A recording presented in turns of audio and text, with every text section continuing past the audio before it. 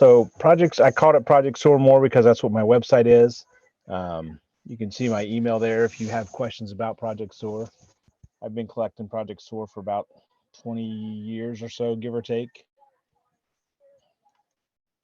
I started at summer camp staff in 1985 to 1989. I attended the 1985 Jamboree as a scout, and then in 1989, I went to the National Scout Jamboree as a youth staff member. Earned my Eagle Scout in 1986, was awarded the Vigil Honor in 1990, and I've held various leadership roles in the early 90s and then in the 2000s when my youngest son got into Cub Scouts. Caught the collecting bug in '85 at summer camp and attending the '85 Jamboree. Initially, I collected camp yo, council strips, and some other things that caught my eye. Looking back, I wish I'd collected flaps, but they were $3 in council strips for $1 to $1.50, so I stuck with the cheaper version. As a collector, our camp nature director always told me, he says, if you find anything Project SOAR, let him know. And it stuck in the back of my mind, but I never like thought about it. I left my collecting behind me in the mid '90s and didn't touch my collection until the late '90s. When I came back into collecting, I was shocked to find out how many council strips were out there. Because I kind of focused on Ohio, growing up in Southern Ohio, kind of focused on Ohio and Kentucky and a couple other states. And so I traded and built my CSP collection quickly, but then I decided to collect only name needs and a few specific councils. And then therein lies the problem. I got stuck because I'm at those high name needs. So during the late '90s or early 2000s, I quickly crossed off the common needs. But like other collectors, I hit a wall with my collection. I got down to the tough needs that are expensive and way out of my price range. So like any good collector, I started looking for what else to collect. Then those words from my nature director at camp resonated with me. If you find any Project SOAR patches, let me know. In the late '90s, early 2000s, I started collecting Project SOAR. So in the '60s, the idea of Project SOAR was conceived. The word SOAR actually save our American resources, what that SOAR stands for. The idea came around when the bicentennial was starting to, we're starting to clean up America because it was littered for, a couple hundred years. There's trash everywhere. Then in the fall of 1970, the Boy Scouts began promoting the up and coming new program, Project SOAR. Scouting has always been conservation minded. During World War II, Scouts promoted recycling. In the 1950s and 60s, they had several conservation programs. And a lot of you guys are probably aware of some of those. They had several conservation programs. In the spring of 1971, the first day was planned in March 5th, I believe, or March 6th. I don't remember for sure. And then another day, the big kickoff day was June 5th in 1971. The plan was to send people out with trash bags and pick up as much trash as they could. I don't know what happened to that trash. I assume it went to a landfill somewhere, but the goal was to, fill as many bags. Hefty, Pepsi, Owens Corning, McDonald's. There were a couple other big sponsors that basically put their name on a bag and promoted the Clean Up America, Save Our American Resources type thing. Initially, I only collected national items, but those were pretty quickly and easily to pick up. When I first started collecting SOAR stuff, they were pretty, I don't know, I would say pricey. $5 seems like a lot, but it's not a lot. And so then I decided that I was going to collect everything Project SOAR. So along with Project SOAR, Keep America Beautiful, Conservation, and Leave No Trace. I collect council issues. I collect neckerchiefs, mugs, et cetera, et cetera, et cetera. If it says SOAR on it or has a SOAR-like logo, it wants to be in my collection. Here's a card with a prototype, and this is dated 1990, 1980 or 81. I can't see the font. The font is too small when I copied it. So this tells me that this patch was around for a long time, and I think that's why there's so many of them now in the the quarter bin, the 10-cent bin, the free bin, whatever. And I think what happened is this patch, the original design had 1971 on it, and I think they were going to change the year each year. There's a 1972 that exists. It's a rarer patch and harder to find. I know where 6 of them are. One's in my collection, one's in the collection in Ohio, one's in the collection in Michigan, and there's a guy in Louisiana that has one, and then there's one out in New York somewhere, and I don't remember where the other one's at, maybe California. So they're not very, so the 1972 one is not very common.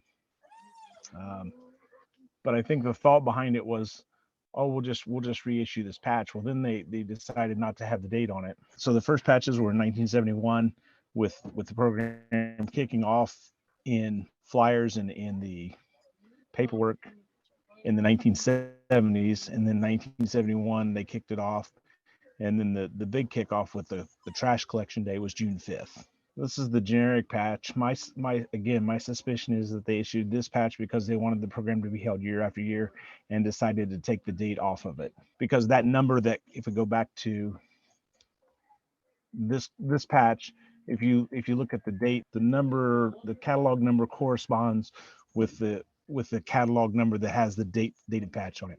I'll show you that in just a minute.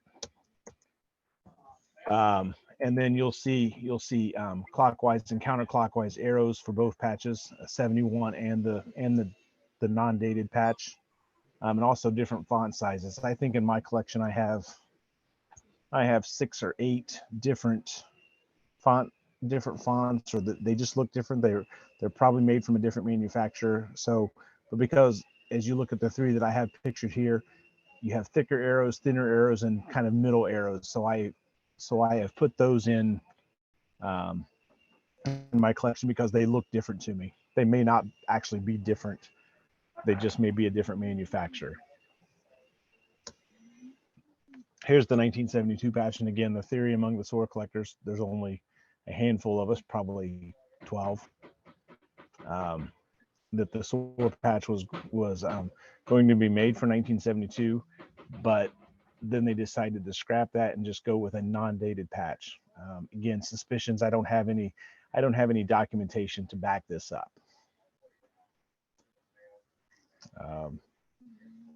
Then the problem: bicentennial of the United States was just around the corner, and the idea of Project SOAR would help clean up America for the bicentennial.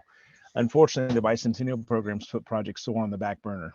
From 1972 or 1973, they started issuing bicentennial stuff. So from 1973, late 1972 to 1977, they issued bicentennial stuff. So Project SOAR got put on the back burner. The idea of conservation resurfaced, named Keep America Beautiful. The post office issued a series of stamps called Keep America Beautiful in the late 60s, kind of what I think what propelled the Project SOAR like idea. The program made a few strides, but then fizzled out. This patch was issued in 2010 for the celebration of the 100th anniversary. It was one of the 12 themes that they issued. Unfortunately, the date is wrong on there. 1970. It should have been 1971. I really don't know why National didn't like verify that. I know they have records, but I don't know why they didn't verify that it was 1971. So that was interesting to me. Boy Scouts, the 3-inch pocket patch. These patches used to be harder to find, but now they've kind of hit eBay, and they're very common now. This patch used to be in the $10 to $15 range, and it's probably now in the $3 to $5 range, depending on the day. Here is a copy of the paper order. As you can see, 5-inch jacket patches were 60 cents each, or lots of 12 were 6 cents each. Coffee mugs, which is everybody's favorite. One of my things on this list that I don't have is a Ringer T-shirt. They were $4. I do have some Great Lakes Council neckerchiefs. I have 2 of the 5 various colors. There are 5 colors: green, tan, blue, gold, white. So the order form is pretty cool. There were streamers, flag banners. I have both. I have a dated and non-dated one. Those are actually yellow. I don't have a picture of those, I don't think, at least not in my presentation. Some Project SOAR covers. They're not officially issued by the post office, but if you look at the bottom one, the SOAR Scouts in Action, which kind of is not what SOAR is, but it really is what SOAR is. So there's the Save Our Air. So I suspect, and I don't know, I've never seen the other three, but I suspect there's a cover out there that says SOAR, you know, save our cities, save our air, save our water, save our water, save our soil. I don't know for sure. I've never seen them. The top two covers, they're both the same, but the one is just initialed by the people that participated. And again, it's Troop 277 out of Willard, Ohio. So in 1980, the Boy Scouts reintroduced the program as SOAR. They took away project and they just called it SOAR. Same concept, save our American resources. They issued memorabilia, but not like they did for the program in the 1970s. And there's a whole variety of patches. Councils issued, most of them were yellow border with blue lettering, and then the blue in the middle, SOAR, SOAR for the better life. So that was kind of the theme, SOAR for the better life. It really never took off because every year the Boy Scouts have a different theme, but they issued a belt buckle and they issued a bolo tie. Interestingly enough, I've never found a belt buckle for Project SOAR in the 70s with the regular SOAR logo. In the 70s, they had some conservation guides as well, some instructions, some thoughts to help leaders use this to, you know, complete the activities. And then here's some miscellaneous stuff. This record is actually a public service announcement that a radio station would have played. I have a CD copy of it somewhere. And then just talks about, you know, the program and SOAR, and I assume radio stations played this every couple hours or whatever. There's two different keychains, and a lot of these items you can see on the actual website. I grab these images and just put them in the PowerPoint.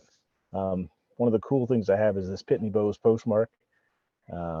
Each council had one in stamped envelopes, but now most postmarks are electronic. And then this award, I really don't know what it was for. I assume it was like a council level award. It's kind of silver plated. Looks like you would engrave somebody's name in that. The one I have, it does not have anybody's name engraved in it. Here are my mugs. I've got a couple rows. Actually, I've got two rows of mugs and one mug.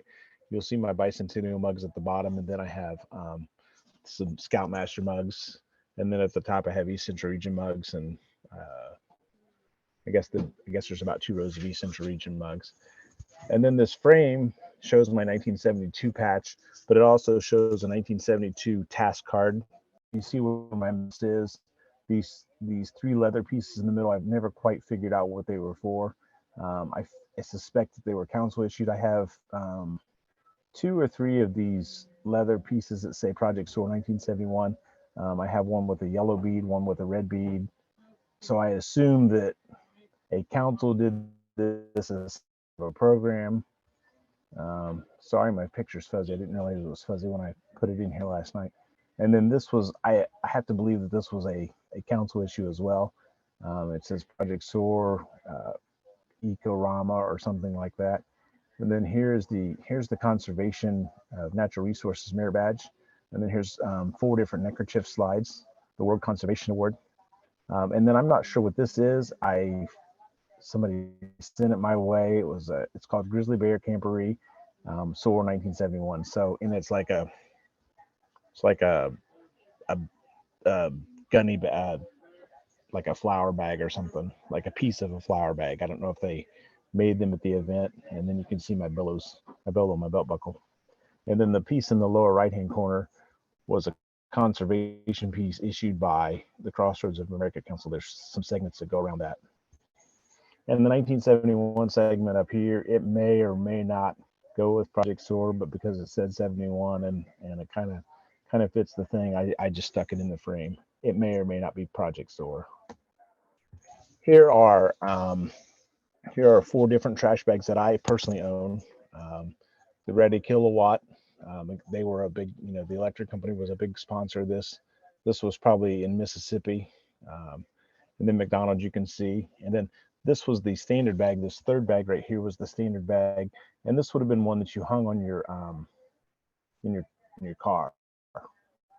And this one is a full-size bag, probably stretched out. I don't remember how big it is, but it covered almost half my table when I took the picture. So it's probably 30 by 40 or something like that. It's a pretty good sized bag. These are the 4 that I have. There are at least 2 more that exist out there. There's a yellow McDonald's one I think it's about the same size as this Owens Corning one, and then it's got black lettering with the McDonald's logo, but it's all yellow, like the McDonald's color yellow. I don't own that in my collection, but I've seen it, so I know it exists. This is probably my favorite piece. Um, a brown paper wrapper from Spiegel, which would have been normally just tossed. It was something came in this package, but if you look on this, it talks about Project SOAR and Boy Power, Manpower, which was the program that preceded the Project SOAR program.